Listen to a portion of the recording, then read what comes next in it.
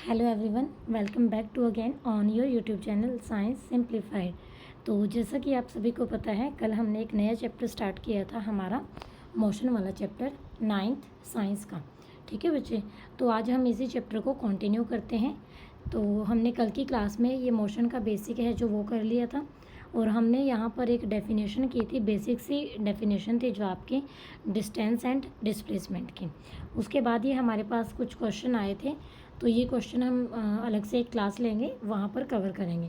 ठीक है बच्चे, आज की क्लास है जो हमारी नेक्स्ट जो हमारा टॉपिक है आज की क्लास का, वो है हमारा uniform motion and non uniform motion. मतलब मोशन की बेसिक डेफिनेशन हम सभी ने कर ली, अब हम मोशन के टाइप को फर्दर समझेंगे। ओके बच्चे, कि मोशन कितने टाइप की होती है, क्या क्या होती है, और किस टाइप के मोशन को हम क्या कहते हैं, उस बेस पर हम मोशन के टाइप है जो अब डिस्क्राइब करने जा रहे हैं। तो फर्स्ट हमें यहाँ गिवन है यूनिफॉर्म मोशन, और सेकंड हमें गिवन है नॉन यूनिफॉर्म मोशन। तो बच्चे ये बहुत इंटरेस्टेड कॉन्सेप्ट है हमारा यूनिफॉर्म नॉन यूनिफॉर्म का। डेली लाइफ में आप ये बहुत ऑब्जर्व भी करते हो। देखो ये कैसे होता है। यूनिफॉर्म मोशन की बात क्या होती है, सपोज आपने अपने घर से स्कूल तक जाना है। ठीक है बच्चे, आपके घर से जो स्कूल तक की डिस्टेंस है वो सपोज आपकी 1 किलोमीटर है। ओके, और आप पैदल चल के जाते हो। ठीक है, मॉर्निंग वॉक हो जाती है ना उस बहाने एक तो आप क्या करते हो, जो आपके फर्स्ट 100 मीटर हैं जैसे, तो वो आपने कवर कर लिए 3 मिनट में सपोज। ठीक है, 3 से 4 मिनट लगा के चलो, उसको 2 मिनट ही लगा लो, चलो छोड़ो। ठीक है, तो 100 मीटर आपने 2 मिनट में कवर कर लिए। फिर आप 200 तक गए, आपकी 4 मिनट होगी। 300 तक गए, आपकी 6 मिनट होगी। इस तरह से जब आप कंप्लीट मतलब 1 किलोमीटर कवर कर लेते हो, वहाँ पर आपने हर बार जो आपका 100 मीटर है उसको आपने 2 मिनट में कवर किया है। हर बार जो आपका 100 मीटर है उसको 2 मिनट में कवर किया है। यानी कि यहाँ से आप क्या समझते हो कि आपने हर बार इक्वल डिस्टेंस कवर किए हैं, और जो टाइम वहाँ पे लिया है आपने वो भी इक्वल लिया है। ठीक है, when equal distance covered in equal interval of time. Okay, इसको हम बोलते हैं यूनिफॉर्मिटी, यानी कि यूनिफॉर्म। ठीक है बच्चे, तो यूनिफॉर्म मोशन कौन सी मोशन होती है, जब हमारे पास इक्वल डिस्टेंस कवर होती है इक्वल इंटरवल ऑफ टाइम में। उस टाइम पर जो मोशन ऑब्जेक्ट पोजेस करता है उस मोशन को हम बोलते हैं यूनिफॉर्म मोशन। ओके जी, होप सो आप सभी को ये कॉन्सेप्ट क्लियर हो गया होगा। अब इसके साथ है नॉन यूनिफॉर्म मोशन। अब यूनिफॉर्म मोशन के आगे क्या लग गया, नॉन लग गया, मतलब एक नेगेटिव वर्ड लग गया। तो नेगेटिव वर्ड जब किसी के आगे आता है तो वो उसका पूरा मीनिंग बदल देता है ना। तो जो यूनिफॉर्म मोशन हमने समझी थी, बस उसका उल्टा कर दो आप लोग। उल्टा कैसे करना है, जैसे हमने बोला था कि इक्वल डिस्टेंस कवर, तो या तो आप उस डिस्टेंस को अनइक्वल ले लो। ठीक है, मान लो 100 मीटर कवर किए 2 मिनट में, और फिर वो थक गया, नेक्स्ट 100 मीटर उसने कवर किए 3 मिनट में, उसे नेक्स्ट उसने किए 4 मिनट में। ठीक है, तो यहाँ पर आपका क्या हो गया, टाइम है जो अनइक्वल हो गया। ठीक है बच्चे, तो जब हमारे पास डिस्टेंस या फिर टाइम है जो अनइक्वल हो जाता है, तो उस टाइम पे जो मोशन होती है उस मोशन को हम क्या बोलते हैं, नॉन यूनिफॉर्म मोशन। क्या बोलते हैं हम उस मोशन को, नॉन यूनिफॉर्म मोशन। ठीक है बच्चे, तो देखो अब यहाँ पर आपकी बुक में ये पैराग्राफ जो गिवन है, मैं आपकी तसल्ली के लिए इसको भी एक बारी रीड आउट कर देती हूँ। आपको ये डाउट ना रहे कि मैम ने कुछ अलग बताया था, हमारी बुक में कुछ अलग है, तो ऐसा कुछ नहीं होता। मैं आपको वही एक्सप्लेन करती हूँ जो एनसीईआरटी में आपका गिवन होता है, उससे 2-4 लाइन एक्स्ट्रा ही बताती हूँ, कभी कम नहीं बताती, कभी देख लेना आप लोग। ठीक है, तो देखो इन्होंने क्या किया है, कंसीडर किया है किसी ऑब्जेक्ट को स्ट्रेट लाइन के अलॉन्ग वो मूव कर रहे हैं। इन्होंने बोला है कि वो ट्रैवल कर रहा है 5 metre in the first second. ठीक है, 1 सेकंड में 5 मीटर। फिर नेक्स्ट वो बोल रहा है 5 मीटर नेक्स्ट सेकंड में, नेक्स्ट 5 मीटर थर्ड सेकंड में, नेक्स्ट 5 मीटर फोर्थ सेकंड में। मतलब वही है ना, एक डिस्टेंस ले ली इन्होंने फिक्स, और एक टाइम ले लिया। ठीक है, तो उस ऑब्जेक्ट ने क्या किया, उस ऑब्जेक्ट ने इक्वल डिस्टेंस कवर की है इक्वल इंटरवल ऑफ टाइम में। ओके बच्चे, और इसी को हम क्या बोलते हैं, यूनिफॉर्म मोशन बोलते हैं। ठीक है बच्चे, टाइम इंटरवल है जो इस मोशन में स्मॉल भी हो सकता है, वो कोई ज़रूरी नहीं होता। ठीक है जी, उसके बाद नॉन यूनिफॉर्म क्या है, हम अपने डे टू डे लाइफ में बहुत सारे मोशन हैं जो स्टडी करते हैं, एक्सपीरियंस करते हैं, हमारे खुद के साथ भी होते ही हैं ये। ठीक है, देखो जैसे कार मूव करती है, मतलब कोई भी व्हीकल मूव करता है, एक हमारा एरिया है जो आगे खाली रोड पड़ा है, तो हमारी स्पीड है जो ओबियसली ज़्यादा होगी। लेकिन अगर वहाँ पर जाम लगा है जैसे, ठीक है, क्राउडेड है वो, तो वहाँ पर जो पर्सन है वो क्या करेगा, उसकी जो स्पीड है कार की वो क्या कर लेगा, स्लो कर लेगा। ठीक है बच्चे, तो इस तरह से वहाँ पर अनइक्वल हो गई है ना वो टाइम इंटरवल और डिस्टेंस भी, तो उसको हम क्या बोलते हैं, नॉन यूनिफॉर्म मोशन। उस मोशन को हम क्या बोलते हैं, नॉन यूनिफॉर्म मोशन। अब ये एक्टिविटी दी है जैसे the data regarding the motion of two different object A and B are given in table 7.1। Where is table 7.1, let me check it. ये रही आपकी टेबल 7.1। ऑब्जेक्ट ए है, एक ऑब्जेक्ट बी है।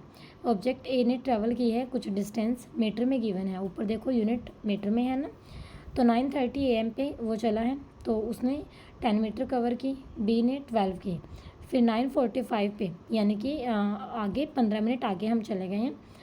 जो आपका ए है उसने 20 की है, जो बी है उसने क्या किया है, 12 में 7 ऐड कर दिया यानी कि 19। ठीक है, मतलब अब नेक्स्ट देखो 45 में 15 मिनट और ऐड कर दो आप, तो 10 AM हो जाएगा। यहाँ पर जो ए है आपका उसने वही इक्वल 30 मीटर, और बी है जो आपका अब कुछ और ही मतलब 23 हो गया। ठीक है, तो यहाँ पे ध्यान से देखो ए वाले कॉलम में ए की जो डिस्टेंस है 10, 20, 30, 40, 50, 60, 70, यानी कि जो डिस्टेंसेस का इंटरवल है वो आपका सेम है। ओके, अब टाइम का इंटरवल देखो, टाइम देखो 9:30 से 9:45, 10 o'clock, 10:15, 10:30, 10:45, 11। तो हर बार 15 मिनट का ही गैप है ना वहाँ पे। ओके, तो जो ए है आपका ऑब्जेक्ट वो इक्वल डिस्टेंस कवर कर रहा है इक्वल इंटरवल ऑफ टाइम में। तो ए कौन सी मोशन कवर कर रहा है, that is uniform motion. Okay बच्चे, अगर मैं बी की बात करती हूँ, यहाँ पर बी की देखो डिस्टेंसेस 12 में 7 ऐड किया हमारे पास 19 आया, फिर हमने 4 ऐड किया हमारे पास 23 आया, फिर हमने 12 ऐड किया 35 आया, फिर 2 ऐड किया 37। इस तरह से है ना, इक्वल डिस्टेंस तो नहीं कवर कर रहा वो, है ना, तो अनइक्वल है। अनइक्वल जब डिस्टेंस हो जाती है तो उस टाइप की जो उस टाइम पे जो मोशन होती है ऑब्जेक्ट की, that is non uniform motion. तो अब आपको और भी अच्छे से क्लियर हो गया ना सभी को यूनिफॉर्म एंड नॉन यूनिफॉर्म का। ठीक है बच्चे, अब नेक्स्ट जो हमारा टॉपिक है that is measuring the rate of motion. ठीक है, रेट ऑफ मोशन वर्ड का मीनिंग क्या है पहले वो समझो आप लोग अच्छे से। जैसे अभी हम बोल रहे हैं ना कि इतनी डिस्टेंस कवर की है, इतना टाइम है, तो उस मोशन को हमने मेज़र करना है। ठीक है, आप ना कभी ड्राइव करते हो ऐसे, अब के टाइम की बिल्कुल मतलब रिसेंट के टाइम की मैं बात बता रही हूँ आपको, लास्ट के जो 4-5 साल से ट्रेंड चला हुआ है, हम कहीं जाते हैं, ठीक है, हम अननोन प्लेसेस पर भी चले जाते हैं कि हमें रास्ता नहीं पता। क्यों चले जाते हैं हम, मैप के सहारे, गूगल मैप।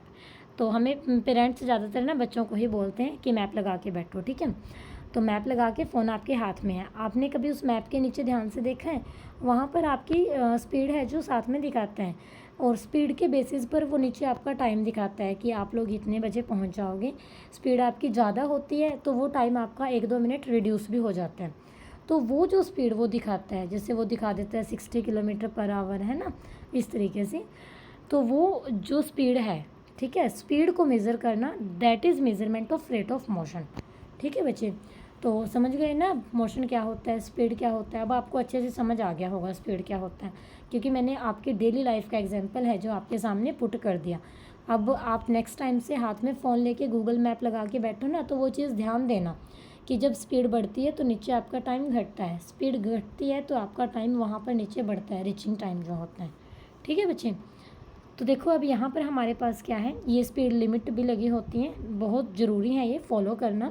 इनको फॉलो नहीं करते हैं तो रिज़ल्ट आपके सामने फ़ोन में आ जाता है। आजकल तो सारी चीज़ ई पोर्टल पर हो गई हैं, ऑनलाइन हो गई हैं। ठीक है, सीधा मतलब फ़ोन में आपकी गाड़ी की या जो भी व्हीकल आप यूज़ करते हो इमेज आती है और रीज़न लिखा होता है कि आपके चालान का रीज़न क्या है, स्पीड लिमिट आपने क्रॉस कर दी। ठीक है, तो जब चलते हो ड्राइव करते हो तो ध्यान देना चाहिए।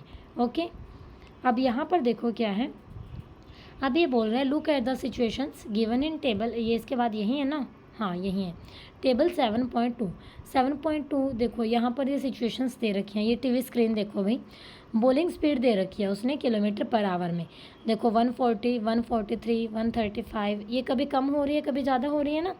उसके बाद ये स्पीड लिमिट दे रखी है कि जैसे गाड़ी के लिए तो है 50 किलोमीटर और व्हीकल कोई मेंशन कर रखा है उसके लिए 40 किलोमीटर। तो ये भी यहाँ पर वेरी है, चेंज हो रहे हैं। तो ये इसीलिए बोल रहा था कि वहाँ फिगर में देखो, जैसे इसने बताया कि अगर bowling speed 143 kilometre per hour है तो इसका मीनिंग क्या है, इससे हम क्या समझते हैं, या फिर साइन बोर्ड पे वो स्पीड जो दे रखी है उससे हम क्या समझते हैं। ठीक है, तो इससे हम ये समझते हैं कि अलग अलग ऑब्जेक्ट है जो एक गिवन डिस्टेंस को कवर करने के लिए अलग अलग टाइम लेता है। वो क्यों लेता है, वो उनकी खुद की कैपेबिलिटी है। कोई है जो ज़्यादा फास्ट मूव करता है, कोई स्लो मूव करता है, तो वो उनका रेट है मूव करने का। ठीक है, उस चीज़ को हम रेट बोलते हैं कि मूव करने का मतलब कि कितने डिस्टेंस वो कवर कर रहा है कितने गिवन टाइम के अंदर। ओके बच्चे, जैसे एक आपके पास है 2 व्हील व्हीकल, एक आपके पास है 4 व्हील, तो क्या 2 व्हील वाला 4 व्हील के मतलब आगे निकल जाएगा? निकल जाएगा उस केस में अगर आपका 4 व्हील वाला अपनी मस्ती में चल रहा है आराम से धीरे धीरे, और 2 व्हील वाले को कुछ ज़्यादा ही जल्दबाजी है। ठीक है, लेकिन नॉर्मली अगर हम बात करते हैं एफिशिएंसी की तो 4 व्हील की ज़्यादा होती है। ठीक है बच्चे, तो रेट हमारे पास क्या होता है कि हमारा जो ऑब्जेक्ट है जो अलग अलग स्पीड से मूव करता है। ठीक है बच्चे, और कई बार ये भी होता है अलग अलग ऑब्जेक्ट हैं जो सेम रेट से भी मूव करते हैं। तो हमारे पास क्या होता है, रेट ऑफ मोशन को मेज़र करने के लिए किसी भी ऑब्जेक्ट की हमें क्या फाइंड करना होता है, उस ऑब्जेक्ट की डिस्टेंस मेज़र करते हैं हम गिवन टाइम इंटरवल में। ठीक है, और डिस्टेंस जो गिवन टाइम इंटरवल में हम मेज़र करते हैं दैट इज़ कॉल्ड स्पीड। उसको ही हम क्या बोलते हैं, स्पीड बोलते हैं। क्या बोलते हैं हम उसको, स्पीड बोलते हैं। फर्स्ट फिजिकल क्वांटिटी हमारे इस चैप्टर की है, इसका नाम क्या है, स्पीड। तो स्पीड हमारी क्या होती है बच्चे, स्पीड में भी defined as the distance travelled by the object in given time. ठीक है जी, और जो स्पीड के यूनिट होते हैं, ऐसा यूनिट की अगर मैं बात करूँ स्पीड के, तो वो हमारे पास क्या होते हैं, मीटर पर सेकेंड। ठीक है, ऐसा ही होता है स्टैंडर्ड इंटरनेशनल, और स्टैंडर्ड इंटरनेशनल में डिस्टेंस के यूनिट को मीटर लेते हैं और आपके टाइम के यूनिट को सेकंड लेते हैं। इसीलिए इन्होंने बोला है कि एसआई यूनिट में स्पीड के जो यूनिट होंगे दैट विल बी मीटर पर सेकंड। रिप्रेजेंट हम इसको कैसे करेंगे, देखो मीटर के लिए स्मॉल एम है और सेकंड के लिए ये सेकंड के ऊपर -1 लिखा है, इन्वर्स बोलते हैं इसको। नीचे से जब ऊपर जाता है तो उसको नेगेटिव पावर हो जाती है, वो डिवाइड से जब ऊपर जाता है। ठीक है बच्चे, जैसे मीटर पर सेकंड है, इसी तरह दूसरे यूनिट हैं जो स्पीड के, कई बार डिस्टेंस आपकी सेंटीमीटर में भी होती है, किलोमीटर में भी होती है। तो मीटर और सेंटीमीटर के साथ तो आपका सेकंड ही आएगा। ठीक है, तो सेंटीमीटर पर सेकंड, मीटर पर सेकंड। लेकिन जब आपका किलोमीटर आ जाता है वहाँ पर आपका आवर आएगा। ठीक है, तो किलोमीटर पर आवर। ठीक है बच्चे, तो स्पीड को जब स्पेसिफाई करना होता है तो हमें क्या करना होता है, जो आपकी डिस्टेंस होती है उसकी वैल्यू चाहिए होती है। ठीक है बच्चे, और स्पीड है जो हमारी ऑब्जेक्ट की, कोई ज़रूरी नहीं होता कि वो कांस्टेंट हो। ओके, ज़्यादातर केसेस की अगर मैं बात करूं तो वो नॉन यूनिफॉर्म मोशन ही होती हैं। तो इसीलिए जो रेट ऑफ मोशन है ऑब्जेक्ट का, हम उनकी एवरेज स्पीड के टर्म में डिफ़ाइन करते हैं। ठीक है बच्चे, अब एवरेज स्पीड का मतलब क्या है, एवरेज स्पीड का मतलब है कि कहीं पर स्पीड है जो कम हुई, कहीं पर ज़्यादा हुई, हम उसका एक एवरेज ले लेते हैं कि ओवरऑल स्पीड है जो हमारी ये रही होगी। ठीक है, जैसे आप लोग मतलब एग्ज़ाम देते हो, कोई टेस्ट देते हो, आपके 4-5 सब्जेक्ट हैं, किसी में आपके 70 मार्क्स हैं, किसी में आपके 80 हैं, किसी में 72 हैं, किसी में आपके 76 हैं। इस तरह से उनका एवरेज निकाल लिया, सपोज़ हमने वो 75 आ गया, तो आपको थोड़ा एक आइडिया हो जाता है कि मैं सब्जेक्ट्स में मेरे में 75 के आसपास हूँ। ठीक है, वो एवरेज होता है। तो इसी तरह से हम स्पीड का एवरेज लेते हैं। तो रेट ऑफ मोशन है जो ऑब्जेक्ट का, हम उनकी एवरेज स्पीड की टर्म में डिफ़ाइन करते हैं। एवरेज स्पीड है जो कैसे निकालते हैं, जो उसने टोटल डिस्टेंस कवर की सबको जोड़ लो और फिर उसको डिवाइड कर देते हैं हम, जो उसका हमारा टोटल टाइम होता है। ठीक है बच्चे, कोई भी ऑब्जेक्ट है जो वो ट्रैवल करता है distance S, time interval T में, और उसकी स्पीड को हम वी से डिनोट करते हैं। तो वी का जो फॉर्मूला है आपका वो क्या होता है, एस अपॉन टी। ओके, अब हम समझते हैं इसको एक एग्जांपल से।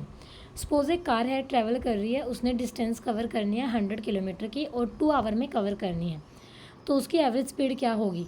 अब आप ना सभी बता दोगे एकदम से कि 50 होगी। अब आपने कैसे बताया वो, ठीक है, आपने वो नहीं देखा कि आपने कैसे किया, बस आपके माइंड में आ गया क्योंकि कॉन्सेप्ट आपको क्लियर है। 100/2 आपने कर दिया तो वो क्या होता है 50 हो जाएगा। ठीक है, अब जैसे बिल्कुल जूनियर क्लासेस में आप सीखते हो मल्टीप्लाई डिवीज़न करना। ठीक है, आप लोगों को ऐसे सिखाया जाता है कि 4 स्टूडेंट्स हैं, हमारे पास क्या है वहाँ पर 8 चॉकलेट हैं, तो 4 स्टूडेंट्स को इक्वल डिस्ट्रीब्यूट करनी है, तो कैसे करोगे आप एकदम से बता दोगे कि 2-2 देंगे। ठीक है, वो आपने कैसे सीखा कि 8 को 4 से डिवाइड किया, तो जब आप उन छोटी क्लासेस में होते हो उसको ऐसे करते हो। इसी तरह ये कॉन्सेप्ट है सेम हमारे पास। जब आपको इसकी प्रैक्टिस हो जाएगी ना, ऐसे उंगलियों पर गिना करोगे आप आते जाते टाइम, हाँ इतनी डिस्टेंस कवर करनी है, इतना ही टाइम लगेगा, मुझे पता है, बस आप इतनी स्पीड से चलो, हमें इतना टाइम लगेगा, क्योंकि आपको कैलकुलेशन करनी आ गई, बिकॉज आपने 9th की साइंस में ये कॉन्सेप्ट अच्छे से सीख लिया। ठीक है, कॉन्सेप्ट बिल्ड करना सीखो अपना, साइंस बिल्कुल भी मुश्किल नहीं है।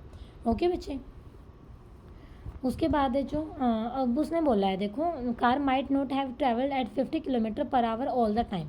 अब अगर 100 किलोमीटर है ना और 2 घंटे में हम पहुँचे हैं, तो ये कोई ज़रूरी नहीं है कि उन पूरे 2 घंटे के ड्यूरिंग जो कार की स्पीड है 50 ही रही है। कहीं पर वो 40 भी हो गई होगी जहाँ पर क्राउड था, और जहाँ पर मतलब क्राउड नहीं था, बिल्कुल फ्री रोड था, वहाँ पर वो 60 भी हो गई होगी। ठीक है, तो हमने यहाँ पर एवरेज बात कर ली है। ओके बच्चे, अब यहाँ पर एक एग्जाम्पल गिवन है आपको, देखो an object travels 16 metre in 4 second.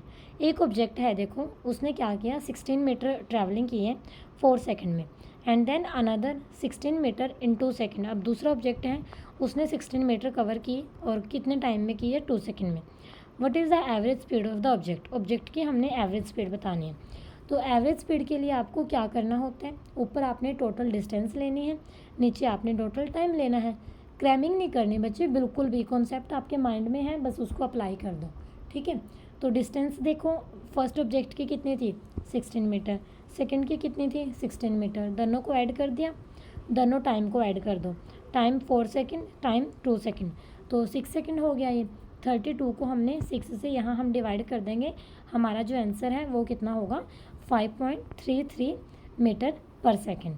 ठीक है बच्चे, तो एवरेज स्पीड है जो हमारी ऑब्जेक्ट की वो क्या होगी 5.33 मीटर पर सेकंड। अच्छा, अब यहाँ आप सभी ने ध्यान दिया, मैंने इसको ऐसे बोला है 5.33। ठीक है, डेसिमल जब आ जाता है उसके बाद डिजिट को सिंगल सिंगल बोलते हैं।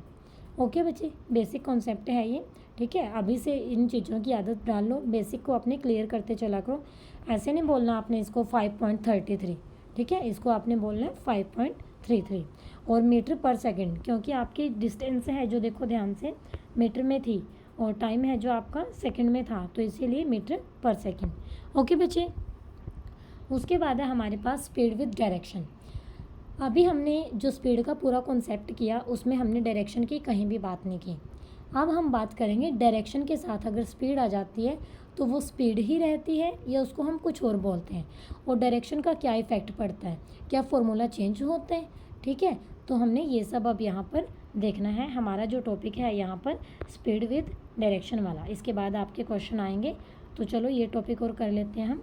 तो देखो बच्चे, यहाँ पर होता क्या है, जो हमारा मोशन का रेट होता है, मोशन का रेट मतलब कम ज़्यादा होना उसका, ठीक है, तो वो हमारा और कॉम्प्लेक्स बन जाता है अगर हम डायरेक्शन की बात करते हैं। ठीक है, स्पीड के साथ हम डायरेक्शन की बात करते हैं, और जब हम स्पीड को डायरेक्शन के साथ मेंशन करते हैं, सपोज़ आप लोग कहीं जा रहे हो और आप लोग बोलते हो 50 किलोमीटर की स्पीड से फ्रॉम ईस्ट टू वेस्ट। ठीक है, तो ये जो ईस्ट टू वेस्ट बोल रहा है ना हमने, दैट इज़ डायरेक्शन, ये हमारी डायरेक्शन होती है। ठीक है बच्चे, तो वो क्वांटिटी जो हमारी मैग्नीट्यूड भी बताती है, मैग्नीट्यूड मतलब गिवन वैल्यू, जैसे अभी मैंने बताया कि कुछ गिवन स्पीड है, सपोज आपका अभी था जैसे 50 किलोमीटर। ठीक है, तो जो स्पीड भी बताती है साथ में उसकी डायरेक्शन भी बताती है, तो फिर हम उसको स्पीड नहीं कहते, उसका नेम चेंज हो जाता है। उसका नेम है जो, वो क्या होता है बच्चे, वो होता है आपका वेलोसिटी। क्या होता है वो, वेलोसिटी। ठीक है बच्चे, तो वेलोसिटी हमारे पास क्या होता है, velocity is the speed of an object moving in a definite direction. एक डेफिनेट डायरेक्शन क्यों बोला है, क्योंकि डायरेक्शन वहाँ पर डिफाइन की हुई होती है। ओके जी, तो वेलोसिटी है जो किसी भी ऑब्जेक्ट की, वो क्या होती है, यूनिफॉर्म भी हो सकती है वो और नॉन यूनिफॉर्म भी, डिपेंडिंग अपॉन स्पीड। स्पीड अगर हमारी यूनिफॉर्म है, ऑब्वियस है वेलोसिटी भी आपकी यूनिफॉर्म होगी। ठीक है। ऑब्जेक्ट की स्पीड अगर चेंज होती है और उसकी डायरेक्शन ऑफ मोशन अगर चेंज होती है तो हमारी जो वेलोसिटी होती है वो भी क्या होती है बच्चे, चेंज होती रहती है। ओके जी। तो कोई भी ऑब्जेक्ट जब स्ट्रेट लाइन के अलोंग मूव करता है, अगर वेरिएबल स्पीड होती है तो उसका जो मैग्नीट्यूड है, रेट ऑफ मोशन है जो, हम उसकी एवरेज वेलोसिटी की टर्म में डिफाइन करते हैं। जैसे पीछे हमारे पास स्पीड की वेरिएशन थी तो एवरेज स्पीड की टर्म में हमने उसको डिफाइन किया था। अब हमारी मोशन भी वेरी कर रही है, वो डायरेक्शन भी वेरी कर रही है, तो हम यहाँ पर एवरेज वेलोसिटी के टर्म में उसको डिफाइन करेंगे। जैसे हमने एवरेज स्पीड को कैलकुलेट किया था उन सेम वे हम एवरेज वेलोसिटी को करेंगे। ठीक है बच्चे। तो वेलोसिटी है जो ऑब्जेक्ट की यूनिफॉर्म रेट से चेंज होती है अगर, ठीक है, तो हम क्या ले लेते हैं, अर्थमेटिक मीन ले लेते हैं। यूनिफॉर्म रेट का मतलब समझ रहे हो, इक्वल डिस्टेंस रहती है जब हमारी, ठीक है। तो एवरेज वेलोसिटी वहाँ पर हमारी क्या होती है, initial velocity plus final velocity divide by 2। मतलब जब डिस्टेंस और टाइम आपका इक्वल रहता है उस टाइम पे एवरेज वेलोसिटी आपकी मीन होगी, इनिशियल और फाइनल वेलोसिटी का। इनिशियल वेलोसिटी होती है जहाँ से हम स्टार्ट करते हैं, फाइनल वेलोसिटी होती है जहाँ पर हम लास्ट में पहुँच जाते हैं। ओके जी। तो मैथमेटिकली हम इसको कैसे लिखेंगे, वी के नीचे एवरेज लगा दिया, यू हमारा इनिशियल वेलोसिटी के लिए हो गया, वी हमारा यहाँ फाइनल वेलोसिटी के लिए हो गया। ओके बच्चे। उसके बाद नेक्स्ट है हमारे पास स्पीड और वेलोसिटी के सेम यूनिट्स होते हैं, क्योंकि वेलोसिटी में भी ऊपर वही आई है ना, डिस्टेंस से ही आई है, नीचे हमारा टाइम ही आया है, ठीक है। तो फॉर्मूले में हमारी फिजिकल क्वांटिटी तो नहीं चेंज हुई, बस हमने ये किया है उस क्वांटिटी के साथ एक और नई वो उसकी ऐड कर दिया है, कंसेप्ट है जो, वो डायरेक्शन का कंसेप्ट किया है। तो डायरेक्शन के लिए हम पर्टिकुलर कोई अलग से वो यूज़ नहीं करते, ठीक है। वो आप 11th में आगे पढ़ोगे, थोड़ा इन क्वांटिटीज़ को हम डिफ्रेंशिएट करते हैं। अभी के लिए आपने इतना ही सीखना है कि आपके स्पीड और वेलोसिटी के यूनिट्स हैं जो सेम रहते हैं, ठीक है बच्चे। अब देखो यहाँ पर एक एक्टिविटी दी है, measure the time it takes you to walk from your house to your bus stop और द स्कूल। आप अपने घर से स्कूल जाते हो, बस स्टॉप जाते हो, ठीक है, तो वो टाइम आप कभी अपनी वॉच बांध के जाते हो अगर, तो मेज़र करना। If you consider that your average walking speed is 4 kilometre per hour, ठीक है, 1 किलोमीटर है जो आप 4 घंटे में कवर कर रहे हो अगर, ठीक है। तो estimate the distance of the bus stop और स्कूल फ्रॉम योर हाउस। तो आपने अगर आपको ना आपकी ये पता है कि स्पीड पता है, ठीक है, और टाइम पता है, तो उससे आप डिस्टेंस है जो मेज़र कर सकते हो, क्योंकि हमने ये फार्मूला कर लिया है। ओके बच्चे। अभी नेक्स्ट क्या बोल रहा है, at a time when it is cloudy. कई बारी बादल होते हैं, बारिश का मौसम होता है जैसे आजकल चला हुआ है। There may be frequent thunder and lightning, the sound of thunder take some time to reach you after you see the lightning. जैसे बिजली कड़कती है ना, लाइटनिंग होती है, उसकी जो आवाज़ है उसकी लाइटनिंग के थोड़ा बाद हमें सुनाई देती है। कभी सोचा ऐसा क्यों होता है? बहुत इंपॉर्टेंट कॉन्सेप्ट है ये, बहुत इंटरेस्टेड भी है। तो जिन स्टूडेंट्स को ये पता है तो आपने कमेंट करके कमेंट बॉक्स में ज़रूर बताना है। जिनको नहीं पता डोंट वरी, कल की क्लास में हम ये ज़रूर डिस्कस करेंगे, ठीक है बच्चे। उसके बाद है measure this time interval using a digital wrist watch और स्टॉप वॉच। वो ना टाइम कभी मेज़र करके देखना। अच्छा, जैसे आजकल के थंडरिंग का ही टाइम है ये, लाइटनिंग का ही आजकल अगर ऐसा इवेंट होता है ना तो उसको थोड़ा नोट करके देखना, ठीक है बच्चे।